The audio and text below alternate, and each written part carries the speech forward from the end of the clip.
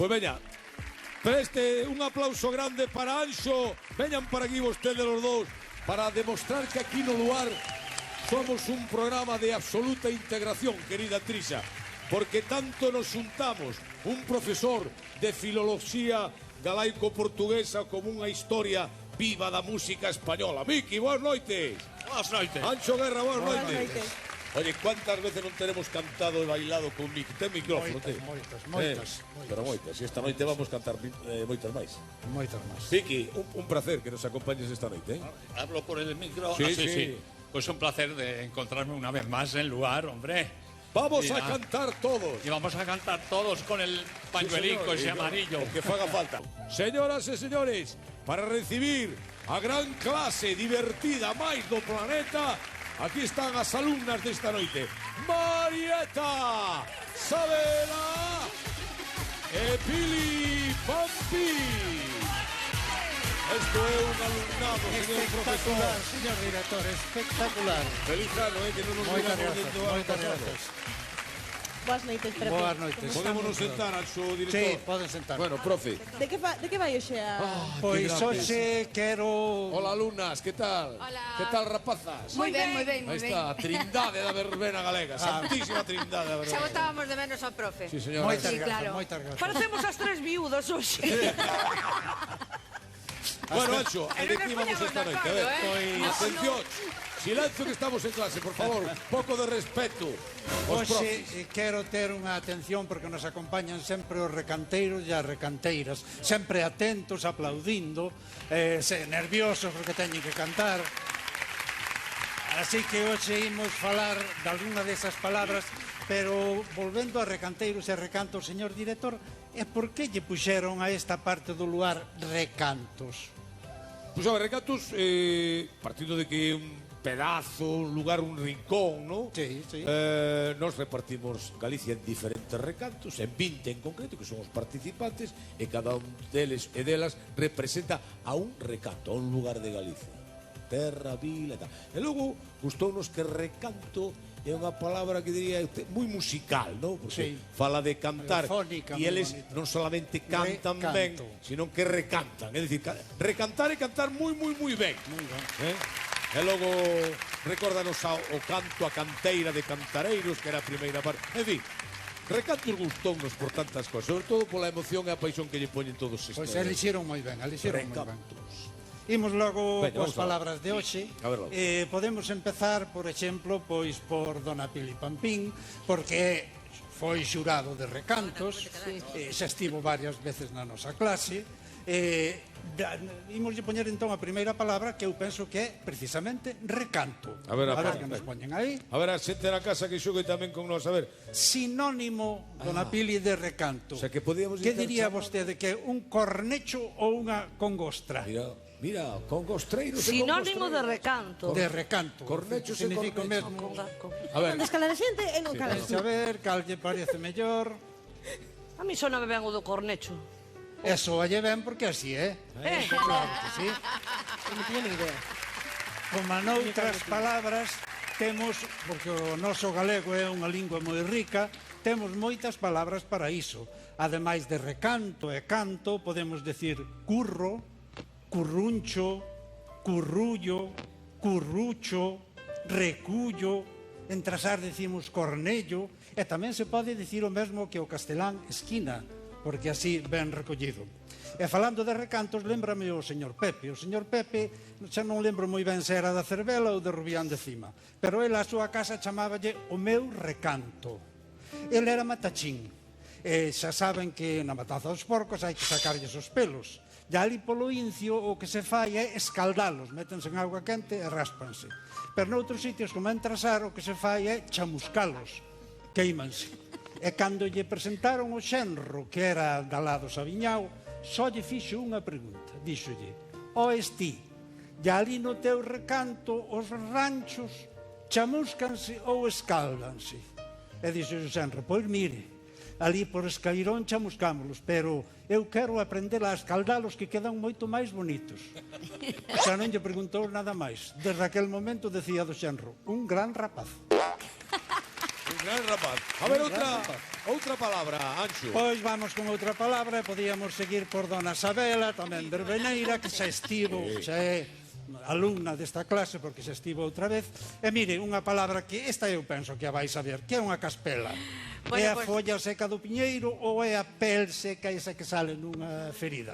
Pois, a ver, alá na miña terra por Boqueixón é unha pel dunha ferida, unha caspeliña dunha ferida, penso, Pois se en Alá Bo- na miña terra chamas así. Se en Boqueixón tamén é no resto. Ah, pois vale. Claro que sí. Tamén acertou.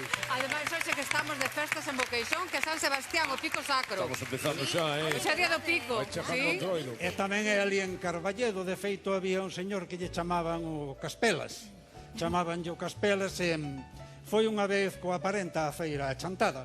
E viu ali unha empanada redonda e dixolle: "Ois, chaval, ponme a empanada esta e córtame en anacos que aí imos ir comendo." E dixolle: "Oi, jefe, que lla corto en 4 cachos ou en 8 cachos?" E dixo: "Pero ti vesme a min cara desfameado, ou imos comer entre os dous 8 cachos, ponme 4 sós, que chegan ben me cago en Cristo." Porque tiña o costume o Caspelas de decir cada pouco me cago en Cristo. E dixolle o cura ao don Casimiro: "Pero, home, non ves que eses xuramentos son pecado mortal? Por que dis así?" "Perdone, señor cura, que non é aposta, que a min escápaseme. Sin querer." Dixe: "Pois mira, se queres xurar, polo menos cágate en Santander, que non é pecado, sempre que me veñas á misa, eh?" Bueno, terceira e última palabra, E Anxo. terceira e última palabra, Santander. pois pode ser para dona Marieta, que ademais creo que temos en común que andamos ali por Pontevedra, Hombre, non? claro. Que está hoxe Pontevedra, é o día do voto a San Sebastián. Sí, señor. Porque hai máis de 500 anos por aí que nos salvou dunha pestre. Cando non había vacinas había que acudir aos santos. Con por eso hoxe en Pontevedra se fai o voto a San Sebastián. Voto a San Sebastián hoxe. Hoxe mesmo. Hombre, Hoxe mesmo, día. parabéns para lá, para...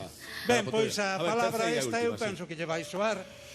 Cal deles é correcto para a Real Academia Galega? É dicir, unha é bo galego e a outra non é bo galego. Vale. Sarrocho. Por eso que temos ali, onde deixamos, non sabe, as ferramentas, os Sí. trastos vellos, Pon, Ese caserón, non? caldeles, rocho correcto. ou galpón. Rocho. A ver, na Rocho miña ou zona, que son de Vedra, desde a Cruz de Ribadulla, onde nacín, vivo en Poio, en Samieira, e creo que nos dous sitios eu escoito moito jalpón. Escoita ben, Galpón. pero non é correcto. Galpón, pero non é correcto. Resulta que Pois a eu Real escoito Academia di que galpón non é correcto, iso que ali en Pontevedra, en Bueu, é moi bonito porque eu escoito xa moito un jalponciño. Teño a cousa no jalponciño. De feito, se eu fora o xefe da Real Academia, mañá mesmo metía no dicionario jalponciño, recanteiro, luareiro, verdade? Non eres tío xefe da Real Academia. están. Hai que metelas. Vou ter que repetir, vou ter que vir en junio para repetir. Claro. Sí. Xa chamaremos a exames. O Rocho, O Rocho. todos os que son de Lugo, eu vivín ali moitos anos, sabemos que Rocho en Lugo se di hasta en castelán. Ali no seminario de Lugo, no que eu estudei, as pelotas chamábamosles vinchas, porque a vincha saben que é a vexiga do porco, así cando está seca, chea, onde se meten os chourizos e demais. E os curas prohibíannos falar galego, e nós decíamosles en castelán frases como: "Padre, y podería ir al Rocho buscar una vincha." Decían él, poderías, hombre, poderías. Debemos ir al Rocho. Al Rocho buscar una vincha. Una vincha. Está moi ben. Moi ben, profe. Oye, aproveitando que estemos aquí as tres damas da verbena galega, a Pili Pampín, que hoxe está presentando xunto con Ortiga un novo traballo de vídeo, estrenan hoxe o Galo Remix, e diredes, claro, pero non está Ortiga, pero está o primo de Ortiga, claro, que claro. o profe é primo de Ortiga. Mira, aí está. Pili presentando esta noite. Oye.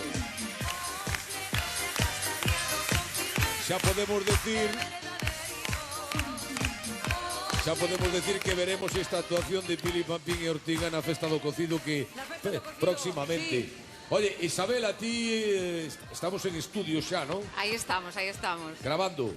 De momento, A probando piques. tonos, pero xa, grabando xa para a semana que ven. Estás esperando xa o Sí. escenario de Luar. Sí. Marieta, como estamos de traballos e de proxectos? Finalizando o quinto disco. E me Guau. queda un tema que non poden pola voz esta semana, tuve un percance. Quen estuvo ben esta semana de voz? Por eso. Entonces dicen, bueno, unha semana máis que máis dá. Entonces, para a semana, se Dios quere, cerrarei o disco. Xa que xa O vamos... quinto disco. Ai, ben, pues aí estamos en exclusivas, Pilipampín, Ortigas, Sabela e Marieta, que próximamente aquí presentarán os seus Pois, proxectos. Sánchez. para rematar, o señor director, se Correcto. soubera que viñan elas tres, as Sí. verbeneiras, pedíalle aí ao Julito que nos trouxera unhas racións e facíamos festas rachadas.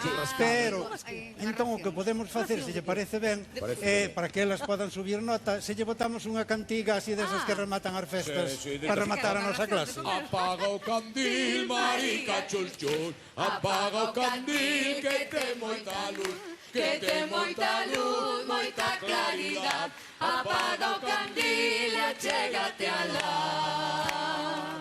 Bravo, pero non vamos deixar de cantar, profe. Que bonito. Vamos agora a pasar da clase de lingua a clase de canto, porque temos o mestre que nos vai enseñar a cantar. Qué bonito. Vicky!